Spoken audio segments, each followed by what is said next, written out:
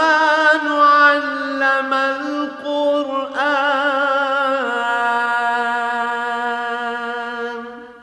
اللہ جو نہایت مہربان، اسی نے قرآن کی تعلیم فرمائی. خلق الانسان علمہ البیان. اسی نے انسان کو پیدا کیا، اسی نے اس کو بولنا سکھایا. الشمس والقمر بحسبان. سورج اور چاند ایک حساب مقرر سے چل رہے ہیں. والنجم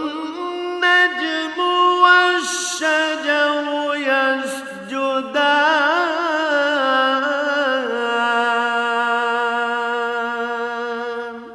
اور بوٹیاں اور درخت سجدہ کر رہے ہیں.